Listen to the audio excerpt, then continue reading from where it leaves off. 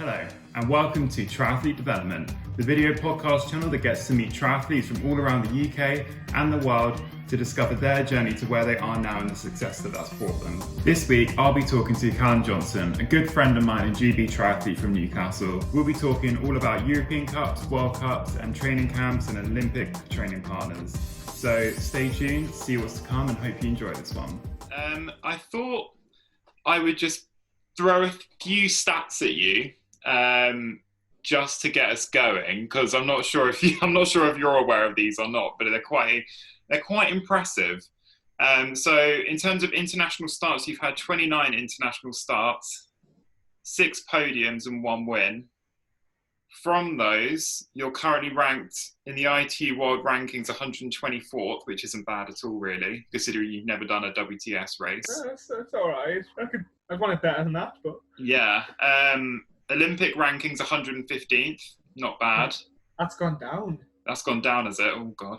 And Continental Cup rankings 17th. That's not bad, really, is it? That's all right, to be fair. But when you have to race on the European circuit because you're not allowed to race anywhere else, then it's not going to be bad, is it? or should I? When you can only afford to race in Europe, then you've got no choice, really. I know that feeling so badly. I thought we'd start. If there's anyone out there that wants to pay for flights to Mexico, then I'm here. Me. Somewhere warm, anywhere warm, but Europe. Yeah, or America, Australia, wherever. Australia's all good. Right, I thought we'd start off with maybe some quick fire questions, get us going. Gives us something different to the podcast. So, what's been your favourite race? Triathlon or running? Can it be any? Both, any. Ever. Triathlon. I absolutely love racing Colivy, the World Cup. I love the course. I love the atmosphere. I love the place. So yes, triathlon. That is good. Running wise, favourite race got to be the national cross country. Not because of the result of this year or whatever. Just I love the atmosphere again, and I love everything about it. It's just a great event.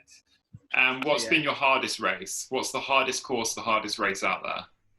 Hardest triathlon? Again, I think it is Colivy. Obviously, clearly I like hard courses. I enjoy them the most. That's really difficult. I also raced World Unis in Switzerland in 2016. Again, that was a really hard course because it was hot and it was on Lake Geneva, and it's always hard around there. I think hardest, that's probably the toughest. What's been your best race destination? Racing in Cozumel was pretty special. Like, it felt like we were on a holiday because the sea was just so clear and blue, and there was white sand beaches, and there was a good party afterwards.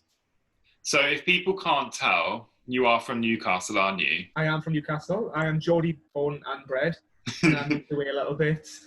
What's your Greg's order? Every Geordie must have a Greg's order. I do. Obviously, if it's a morning, it's a bacon and sausage sandwich with brown sauce and a latte.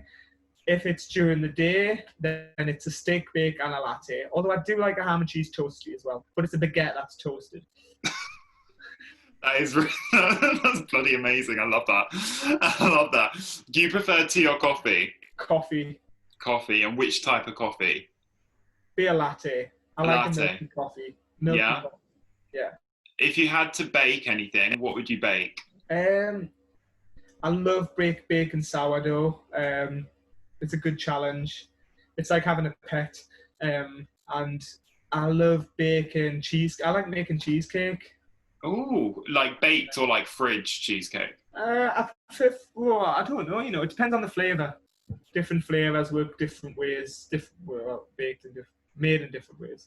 Nice. And finally, which is your favourite dog breed? Oh, can you repeat that one, please? Which is your favourite dog breed? Oh, it's got to be the cockapoo. I can't believe you just said that. I mean, it's a crossbreed, but if I'm allowed that, then... We'll go with that. Ollie's amazing. Your dog Ollie's amazing. If I could bring Ollie up, I would have him sitting here, but he just wouldn't sit still, so yeah. It's the nature of a cockapoo. Right, let's get on to triathlon. Talk us through a bit, like, your early years in sport, like what sort of sports did you start off in, and how did you find how did triathlon find you, or did you find triathlon? Yeah, I mean, I'll try not to go on too much because, God, I did every sport known to man, I think, before I started triathlon. So we started off, well, I say we, me and my brothers. As if nobody knows, I'm a triplet. I have two brothers, same age, obviously. And we started off playing judo from the age of 6. Mum took us down to the local judo club because she thought it would be good to let us fight sort of in a, yeah, Controlled environment. I don't know, like just rather than beat the rubbish out of each other at home, you know, we could go down there and fight in a controlled manner. That's the word I was sort of looking for. And not being known to mum and dad, we became quite good at judo when we travelled the country. And although very young, I did actually compete at a national level, and I won English schools medals in the lowest sort of age group you could compete at English schools. But you know, judo was just a bit of fun. It was just, you know, it was one of those things that just wasted energy as a kid, I guess. That's how parents would probably put it. And then I did start swimming at the age of 9, and that ended up happening through going to school swimming lessons, and ended up at the local swimming club, which at the time was Newburn ASC. And yeah, that was sort of, I had sort of found a sport that I thought, you know, I really, really liked, because I like to push I learned that I like to push myself, and swimming was a good way of doing that. You know, at the age of 13, 14, I was swimming twice a day, you know, early mornings, going to school, swimming in an evening, and it was great. It was just like, yeah, a great excuse to waste a lot of energy and get very tired, and also have a real good laugh. And it was a very sort of tight group in Newburn, and we were all very good friends, and we all worked really hard, and it was a very successful club as well. And it was a good laugh. I mean, I did get thrown out of a few sessions, maybe misbehaving here and there, but who hasn't? So that was that. And I was gonna say, I sort of 15, 16, you'll know a lad called Greg Chambers, who was, or used to be a triathlete, and also was a triathlete in Leeds when I was there. But he sort of introduced me to triathlon in, I don't know what year it would have been, 2012. I think I would have been, no, 2010. I would have been 16. 2010.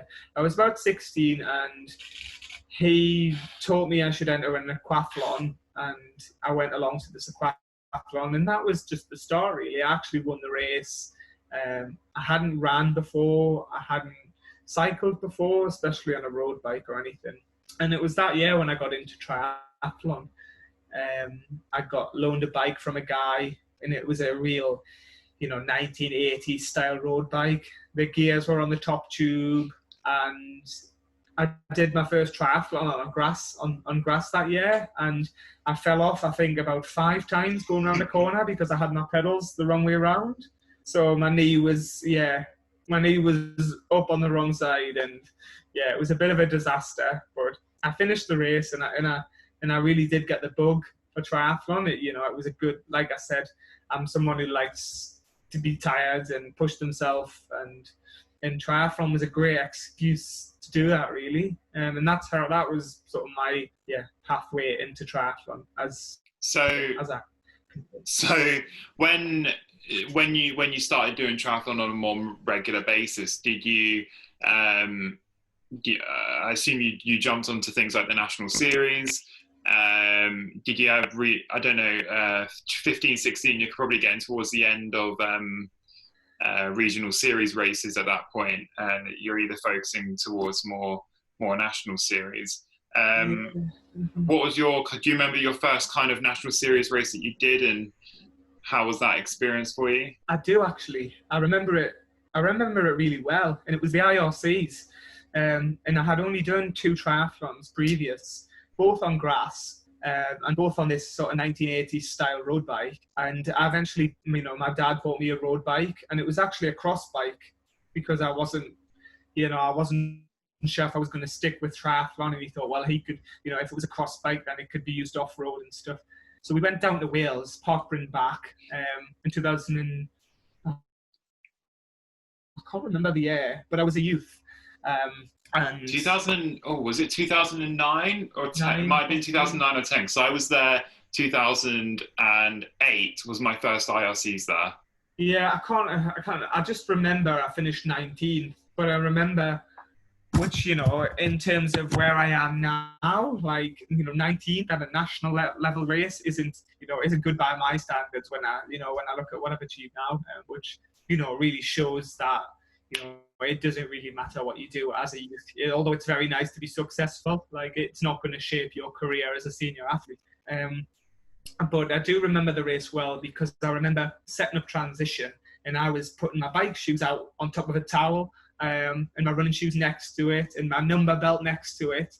And I just remember everyone next to me, there was no number belts, there was no bike shoes. The bike shoes were attached to the bike with elastic bands, and I just remember feeling so out of place and being like, I'm really not prepared for this kind of race. And yeah, I think the race was won by maybe Iestyn or Liam Lloyd, Iestyn Harrett, Liam Lloyd, both really good Welsh triathletes.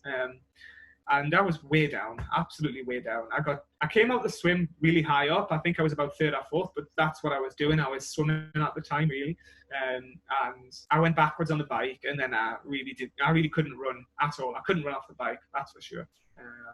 I think for those who don't know what Bryn Back is like in Wales, the course is a lake swim, and you go off on this kind of, it's hilly and technical bike course, isn't it? You go up this long kind of climb and drop down into this sweeping, quite fast and quite tight right-hander, and it kicks back up again before you come back round to a twisty section round transition. You know the course well. And that's 2008 the last time I was there. I have really bad memories of that course because of this race. Same. I came out the water. Okay, I came out the water. I was so used to coming out the water in regional series races, first or second, and then I suddenly found myself literally last out the water because of the reeds under the water. I was so petrified that all these reeds, so I was like last out the water, biked through everyone, and then just ran for my heart. But no, and then the run is literally just around the lake. Around the lake. Yeah, it's just like on a gravel path, I think. But yeah, it's a really honest course. So that's really fun. So that was your first kind of national kind of standard race. The following year, you turned up to national championships, national duathlon championships, kind of the first race of the season domestically, isn't it, really? Yeah, so national duathlon that year was very much my sort of first, apart from Bryn Back IRCs. This was, you know, I was a junior then. I was 17, I think, or 18, and pretty much I was in a senior field, and I was sort of ready to give it a go, because I had been running a couple of years at this point at Gates and Harriers. My running had improved a lot in a short space of time, you know, and I'm sort of grateful of my swimming background for that, because I think I had a very good sort of base aerobic fitness. And I went to the duathlon champs, and I think I finished, I don't know, you tell me. Did I finish overall? Yes, I'm going to go with that. Let's go with that. Let's go with top 5. Let's make it a bit broader. I think I was 5th overall, and I think I was 2nd junior behind Richard Horton. Yeah, because you certainly qualified for European Duathlon Championships in horse that year. I did, yeah. That was my first sort of GB tri-suit, as you could put it. You know, GB vest, GB tri-suit. And I went to the European Junior Champs that year and had an absolute whale of a time. There was me, Liam Lloyd, Rich Horton, George Veenin was on the girls' team. I think she was the only girl. And actually, you'll know her, Lucy Gossage was on the team. Lucy and she was our only senior. I think she was our only senior athlete. So Lucy was like absolutely loving life, down with the kids. And I think it was Lucy's first sort of elite. It was the start of her elite journey, really. Before it was, because she had because it was the European long distance duathlon and the European sprint duathlon as well. Yes, because it was combined. So you had the European sprints for the juniors, and then you had the European long course duathlon for the senior athletes. And I think this was the start, more or less the start of Lucy's phenomenal career, really. And it sort of, this was set her off. And I remember having an absolute brilliant time with the full team and having a good dance in the square after the race, because we all had really good results. You know, Rich actually won, and I think George possibly won as well. Sorry, George, if I've got that wrong. And Lucy obviously won. So it was a very successful trip. And it was What about yourself? Where did you end up? I was 5th, I think. I've got 6th down here, but we'll go with it. Oh, 5th might have been the following year. Oh, yeah, let me check.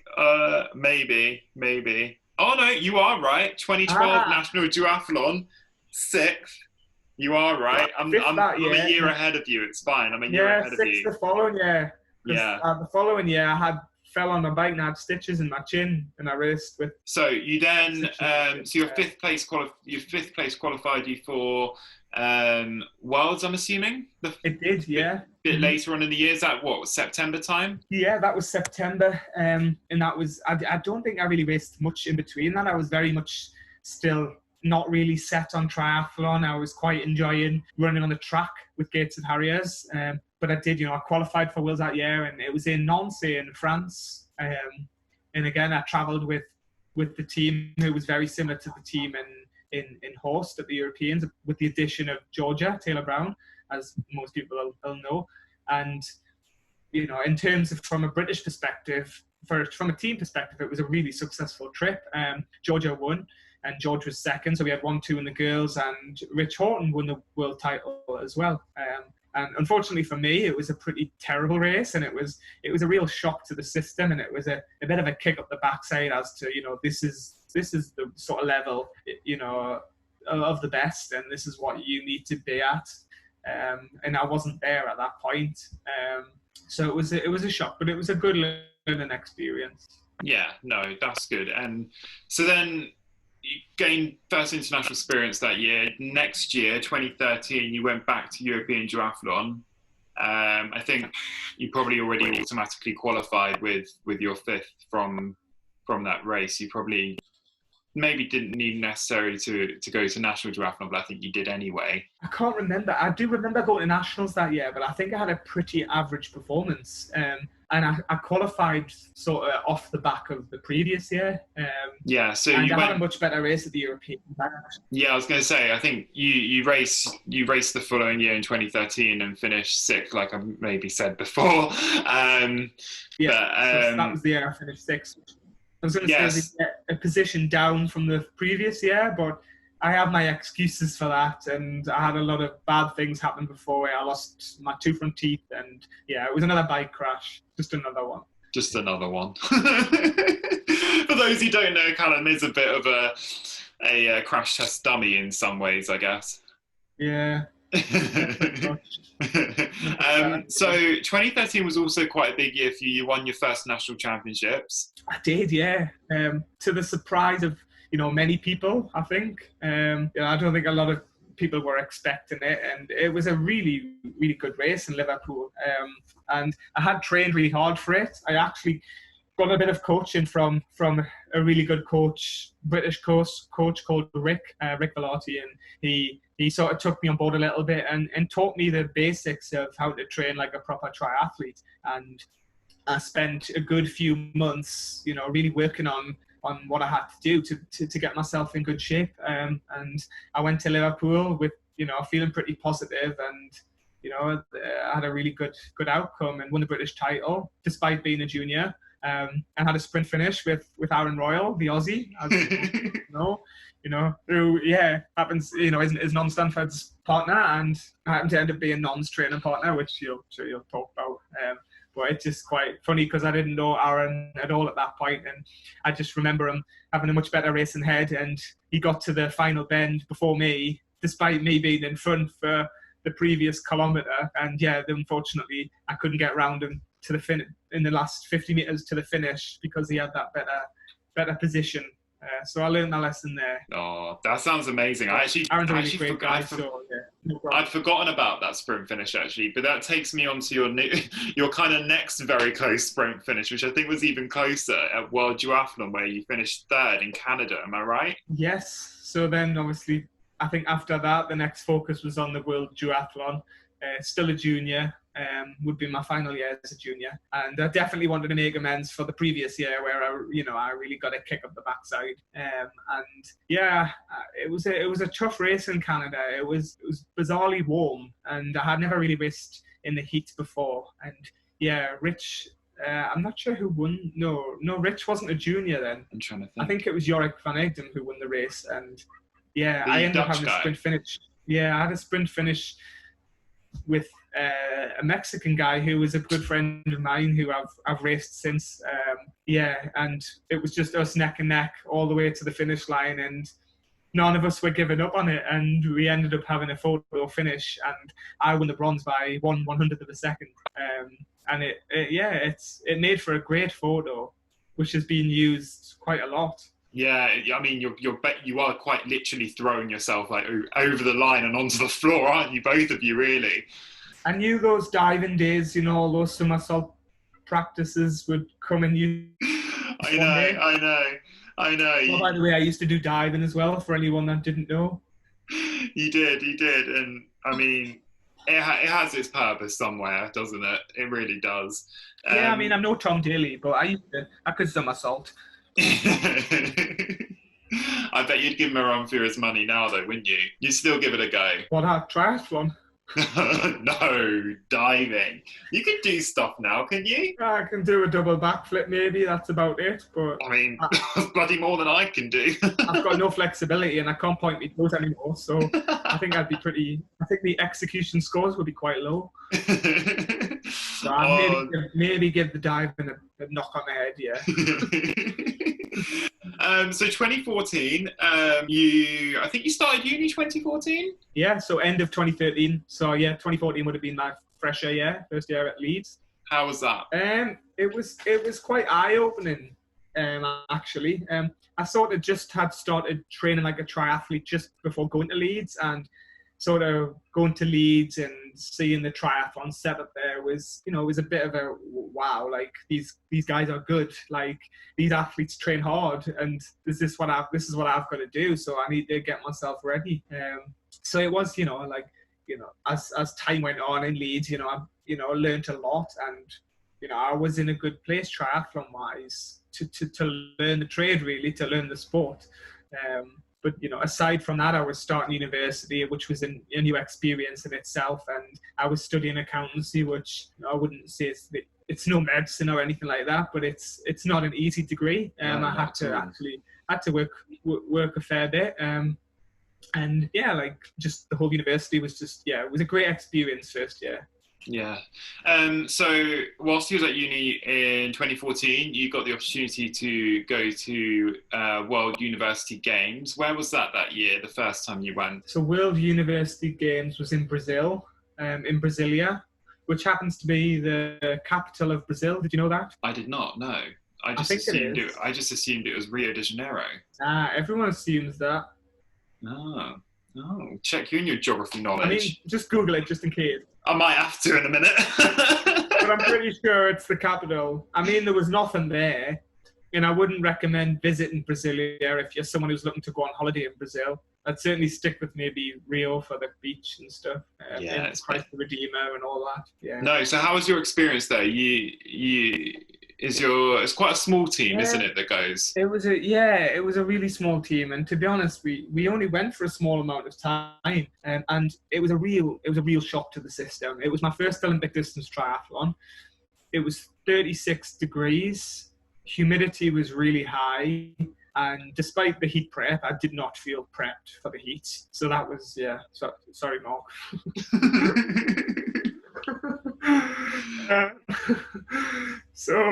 And the course was very hilly and very relentless, and I just really wasn't prepared, and I ended up suffering terrible stomach cramps on the run, probably because of the heat, and I ended up walking 10k pretty much. So I didn't finish last, but I certainly wasn't anywhere near the front. So it was a bit of a disaster, really. Oh no. And I actually remember walking on the run, and Heather Sellers, who had just won a silver medal in the girls' race, was handing me water on the run and obviously just comforting me and telling me that everything was going to be fine and that, just get to the finish. And she actually got told off for giving me water, despite it being, high 30, nearly 40 degrees. Oh my gosh. Yeah, because we're technically not allowed outside assistance, are we? Oh, sorry, I missed what you said. We're technically not allowed outside assistance, are we? No, we're not. Otherwise, you can get disqualified. To be honest, I think a disqualification would have looked better than running an hour and goodness knows what for 10K. But, I finished. Oh dear. Well, you got a second opportunity to go the following year, didn't you? 2015? Every 2 years. So yeah, 2016. 2016. I went back to World Unis, and by goodness, I was a lot better prepared in 2016. I actually was in really good shape. I had just been out to Samaritz with the girls and the lads as well. Obviously, I did a lot more training with the girls, who we can talk about in a minute.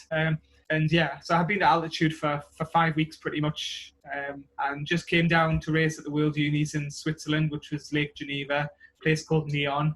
And yeah, I had an absolute brilliant race. I was absolutely chuffed with it. I finished 5th, and Grant Sheldon won it, who's obviously one of our fellow British guys and a good friend as well, and which was awesome to see.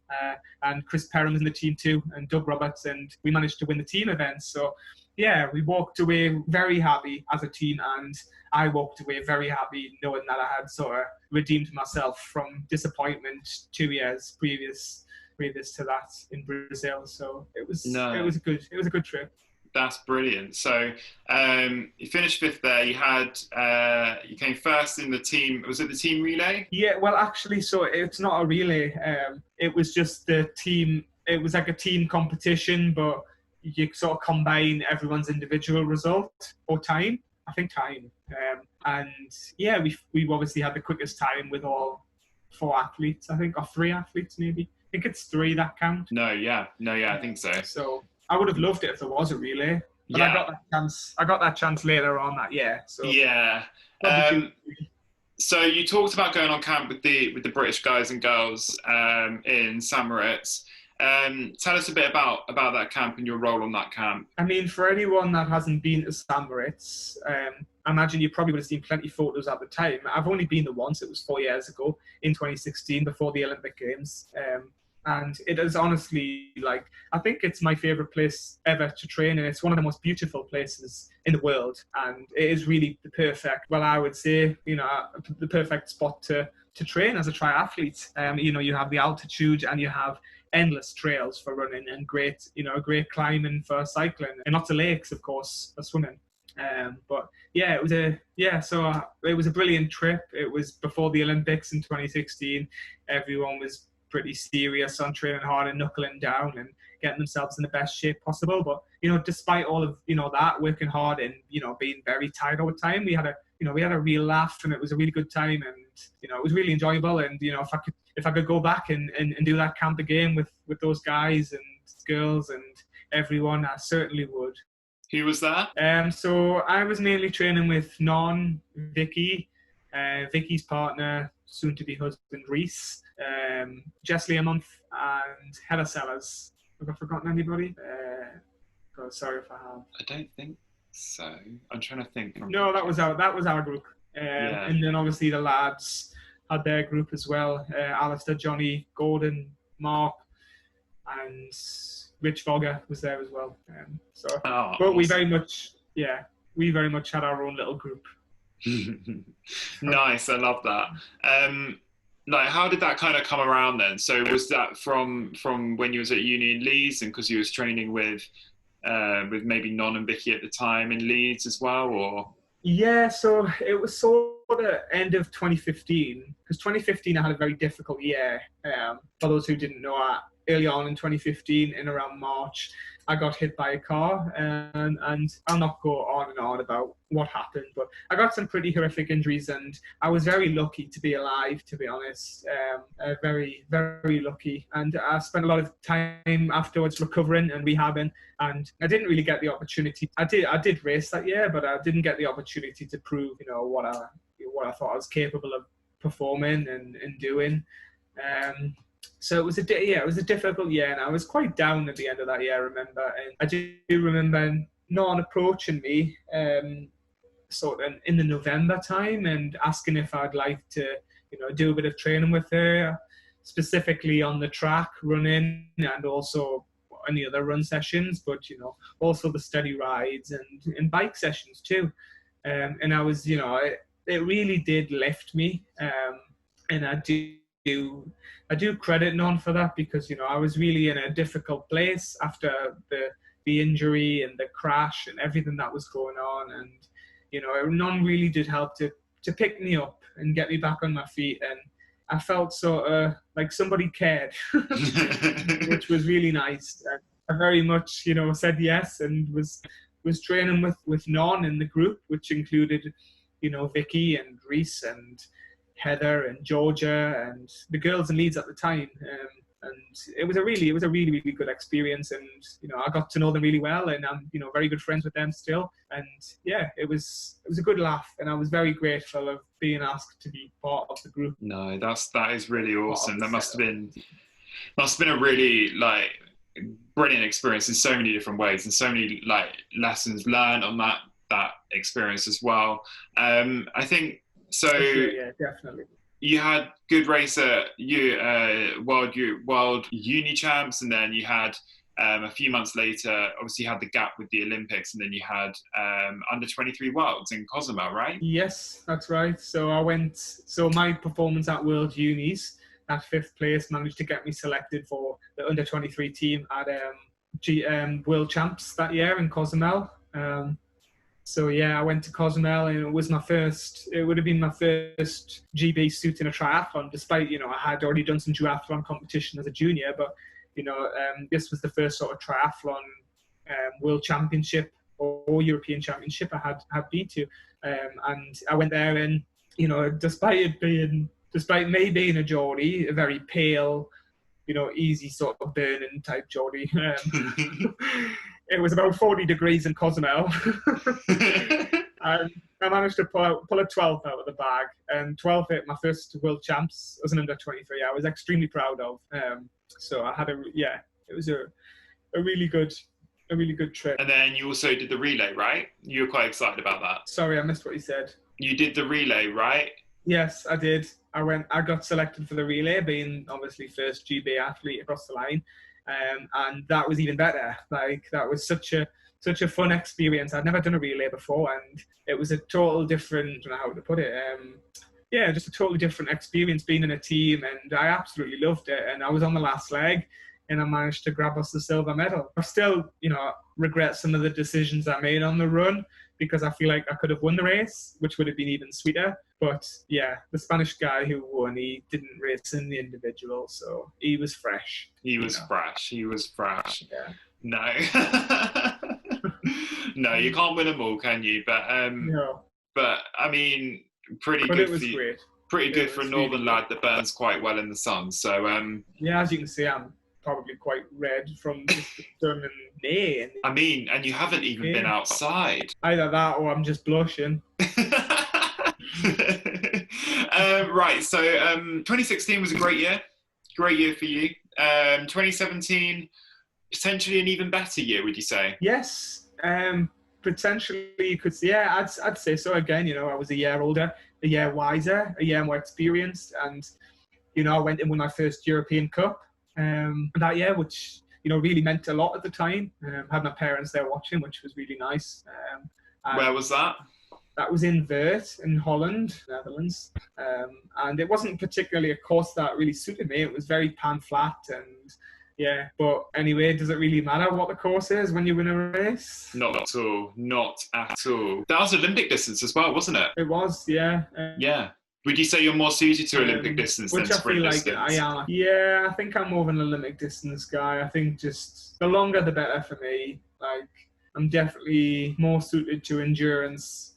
You know, I don't have as many fast twitch fibers as a lot of athletes have, but I do have I'm confident in my engine, put it that way. Yeah. You're more of a diesel than a petrol. Yeah, I'd say so. Yeah. So you also had a second podium that same year, about a month later in Tartu. I did, yeah. So I was in pretty good shape then. I was happy with where things were at. I was training really well, and I went to Estonia and I managed to have a silver medal there in a sprint race. But it was one of those that race was a bit of a game changer for me because it was quite different to Vert, because Vert was very much sort of just happened to sort of hide away, and then I just came onto the run and won the race. However, in Tartu, I was very much at the front of the bike, and I really pushed the bike on, and I tried to break away a couple of times, and it wasn't successful. And I got onto the run, and I really controlled the run. Unfortunately, I lost in the sprint finish, which, I wouldn't make that mistake again. Looking back, I should have changed my tactics and went from a longer way out, because I told you I don't have any fast twitch fibers.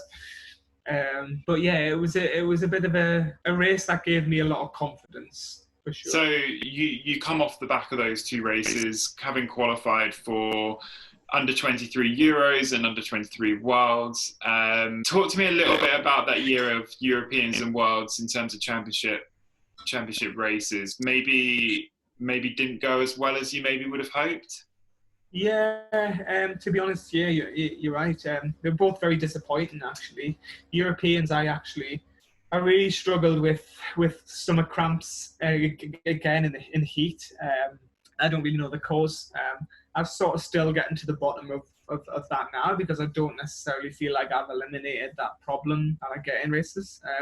So yeah, that was a bit disappointing, because I really had to jog on the run, which wasn't fun, because yeah, you don't want to be jogging in a race, that's for sure. No, not at all. And I think two very different conditions, I was going to say, in terms of those races. Yeah, so then we went to Rotterdam for the World Champs, and I was very fortunate and I'd say quite lucky to be selected, to be honest.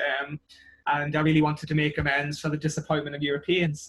But the field in Rotterdam was, truly a world-class field. Like, it was very competitive. And to be honest, like, maybe it was a little bit out of my depth in terms of what I feel looking back.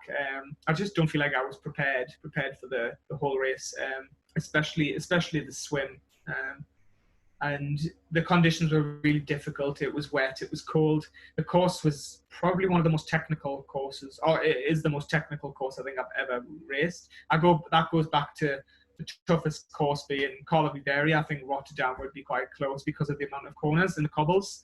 So it was difficult in that respect. I feel like I rode pretty well in that race, but I just didn't have anything on the run, and because the bike had taken a lot out of me. And your 24th, was that 24th? Worlds, you was 24th, yeah. 26th. 24th and 25th at Europeans. Yeah, so obviously Europeans is sort of a bit of an outlier because of what happened on the run. But, I think 24th at Worlds was pretty much a true representation of how fit I was then. And that's where I was as an athlete. And yeah, I came away a little bit disappointed because I thought I could do better. But yeah, some races you have to just accept that, that is where you're at, no excuses, I could have done this, I could have done that. That is where you were at the time. No, definitely. Definitely. Where I was, and went away at the end of that season and sort of looked and reflected on it, and it helped me move forward. No, yeah, and I was going to say, like, 2018 was I guess a better year in terms of you moving up a level in terms of the stage at which you're racing. So you moved on to the World Cup scene. I'll give you some stats if you love stats. So you raced 8 international races that year, 3 of which were ETU Cups, 5 World Cups that year. And then, you travelled around a fair bit that year. Wow. I had a look, and you were all over the place. Cape Town. I get around, don't I? Yeah, Cape Town, America. Europe. You were flying Oh, around a yeah, I lot. did, didn't I? Yeah. I had a whale of Um, a time in yeah, a podium in America. Malmo. Yeah. So yeah, tell me God, a bit about that year. And obviously, you were eighth in Calgary, a course that you love and find tough and I guess yeah, that satisfying was with my that. first trip to Colby. And blimey, it was like, I'm not going to swear clearly, but it was it was a shock.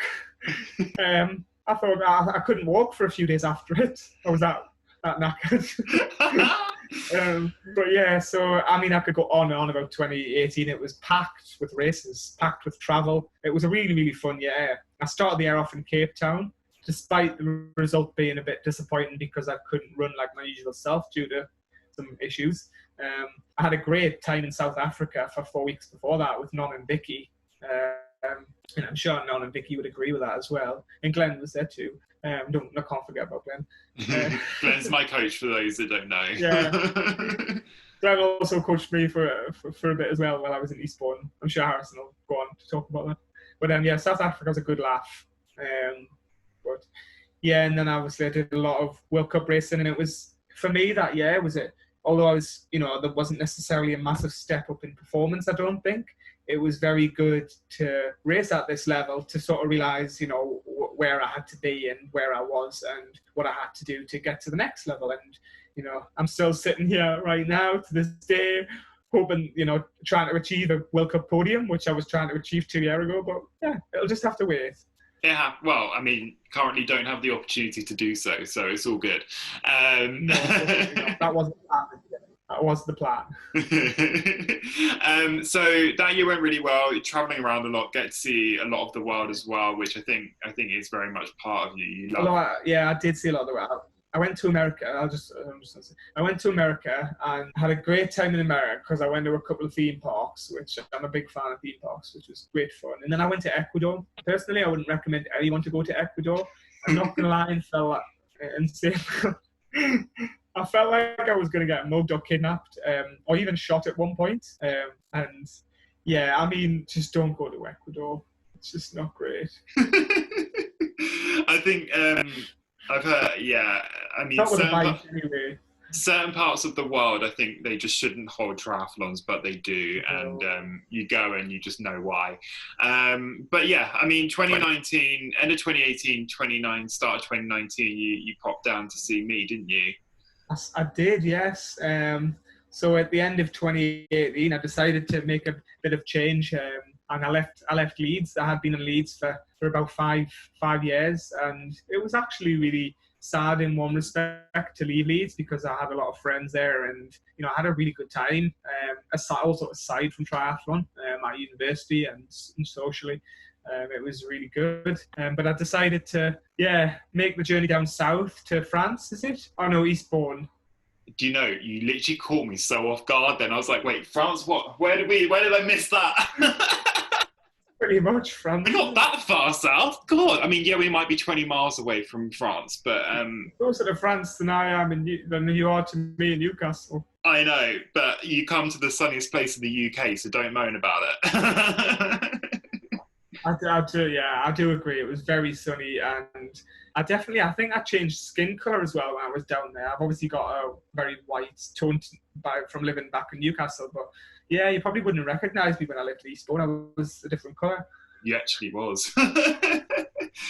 So you came down to Eastbourne. You were here for what? Maybe a year, just under a year. About a year, yeah. If you take into time, I sort of spent visiting beforehand and stuff. So probably just under a year. Yeah. Yeah. So what was your experience of Eastbourne like? What in terms of training and like the racing that you did whilst you was here? I was gonna say, it was a really positive experience. Like I really can't, fault it, and I'm really grateful and thankful of the experience as well. Like thankful to obviously your coach Glenn Cook and to Stu as well, who is also down there, and to all of the athletes and and your family, especially and Noah's family. But I was very grateful because it actually taught me a lot about myself as a person and also myself as an athlete, and which I feel like is currently propelling me forward, and is I credit the that to the success I've already had this year, just, whether that hasn't been in triathlon, but in cross-country races over this winter. So I really did learn a lot from being down in Eastbourne. And, the reason I'm not there is, for a lot of people might be wondering, but I miss home a lot, and I do love Newcastle, and I love the social life that I might have up here a little bit more. But in terms of triathlon, it definitely helped with my development as an athlete, and I have to credit the people for that. And yeah, I had a really good time. It was really good, and I met some amazing people and very kind people. So yeah, although they say that the further you go down south, the more unkind and miserable people get. I don't think maybe in London, but we're definitely a happy bunch in Eastbourne. I think they took me on like one of their own. So yeah, I mean, great. I think the sunshine makes us especially happy in Eastbourne. Anywhere else, I'm not so sure on. Yeah. But yeah, I mean, that year you had another podium at European Cup level. You had some pretty high achieving goals that you wanted to achieve that year, which I think it's fair to say you were pretty close to achieving at some points. Just maybe quickly talk me through a couple of things you wanted to maybe achieve that year. Race performance wise is a little bit, I don't know, it was a little bit different to what I had sort of planned in my head. I really wanted to try and sort of have a crack at Olympic selection and all of that and see how that would go. And that didn't last very long. I just wasn't in the form that I thought I could, potentially be in. And that sort of changed goals a little bit. And I wanted to, just sort of get myself back on track and just being on getting the results that I know I can. So unfortunately, Olympics was a no-go, but there's plenty of other things to focus on, and I wanted to go back to the likes of Calum Johnson World Cup and have a crack at trying to get a podium there, and I went there, and although I didn't achieve a podium, I feel like, I came fairly close again, and I feel like it's something that, has taught me a lot as an athlete going there again. You're constantly learning, and which is all key to developing and becoming a better athlete and a better person. So yeah. No. So that year, pretty good. You had some decent performances. Yeah, you may have maybe not quite hit some goals that you maybe wanted to, but going through the winter of 2019, 2020 to where we are now, got some pretty special results. Blinking heck, are we in 2020? I know, you wouldn't believe it, would you? Time gone. How old are you now? 84. Al Harrison, 40. 84. 2020, eh? What a year it's been. I know, tell me about it. So, cross countries. I mean, you've always been a cross country lover, haven't you? I have. I was looking down your Power of 10 today, and everything that was on there was cross country. Yeah, I have to say I do love cross country. I always have since the moment I started running the kits at Harriers, and that's something I wanted to do this winter. I feel like I haven't done it properly for a long time, and despite I didn't finish triathlon last year until end of October, and I went on holiday and had a bit of a break. But then I sort of came back in November and wanted to target the cross countries in the new year, the Northern Championships, the National Championships, and the counties. And by this point, I'm obviously coaching myself now, and I'm back in Newcastle in a newish environment, despite I haven't been here for about 6-7 years. And sort of took that challenge on myself, which I'm thoroughly enjoying. I enjoy coaching myself. I enjoy the very small team I have around me here, and that includes my family as well. I happened to get some cross country results that I didn't think would come this soon. I mean, one day I always said I wanted to win the national cross country and the Northern cross country, and it just happened to be that it happened this year. And honestly, I'm absolutely stoked.